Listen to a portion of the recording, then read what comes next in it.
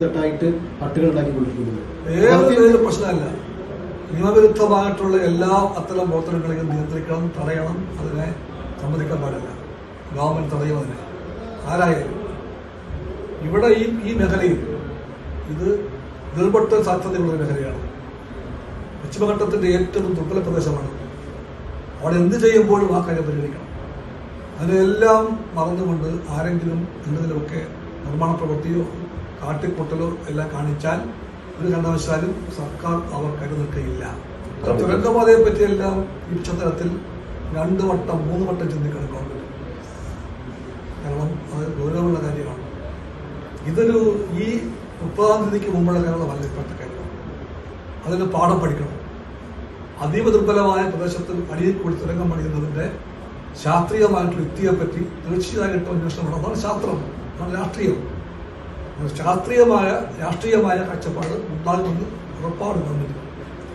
കഴിഞ്ഞ വർഷം തന്നെ ഒരു കാര്യമില്ലാണ്ട് കല്ല് വീണിട്ടാണ് ഒരു ബൈക്ക് യാത്രികൻ അവിടെ മരിച്ചത് ചുരത്തിൽ. അപ്പോൾ സ്വാഭാവികമായിട്ടും ചെറിയ ഇളക്കം പോലും വലിയ പ്രത്യേകത ഉണ്ടാകും. ഇതുപോലെ തുരങ്കപാതയ്ക്ക് വരുന്ന സമയത്ത് വലിയ ബുദ്ധിമുട്ടാവില്ല.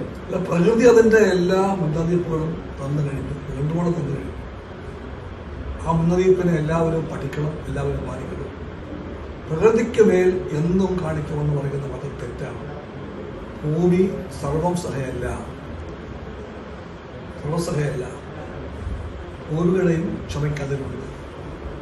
അതുകൊണ്ട് ഒരുപാട് പണം മുടക്കി അങ്ങനെ ചെയ്യാം, ഇങ്ങനെ ചെയ്യാം, തുരങ്കം നിർമ്മിക്കാം, വലിയ ഉൾപ്പുകൾ കെട്ടിപ്പൊക്കാം എന്നൊക്കെ വാദിച്ചുകൊണ്ട് അതാണ് വികസനം എന്ന് പറഞ്ഞുകൊണ്ട് മുടക്കിയ ഈ കോഴികളെല്ലാം ചിലപ്പോൾ ഒരു പതയ്ക്ക് തോട് കുലിക്കാൻ മതി.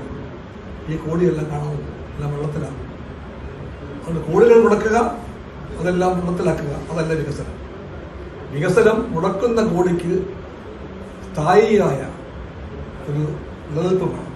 അതാണ് സസ്റ്റൈനബിൾ ഡെവലപ്മെന്റ്. അത് വേണം. ജനങ്ങൾക്ക് അതിന്റെ സത്ഫലങ്ങൾ കിട്ടണം. അവരെ പൂർണ്ണമായിട്ടും മാനിക്കണം. എന്ത് മുടക്കുന്നു നാളെ കഴിഞ്ഞു പോകും. അതിനുവേണ്ടി മുടക്കാൻ പണമില്ല കേരളത്തിൽ. പണമില്ല ജനങ്ങൾക്ക്. ഏതെങ്കിലും വൻ പണക്കാർ അത് കാണിച്ചു കൊടുക്കുന്നുണ്ടെങ്കിൽ അവർക്ക് ലാഭം വീഴുന്ന അവർ കൈവശിക്കും. അതിന്റെ എല്ലാം വില കൊടുക്കേണ്ടത് പാവങ്ങളാണ്. പാവങ്ങളെ പിടിച്ചു കൊടുക്കുന്ന വികസനമല്ല.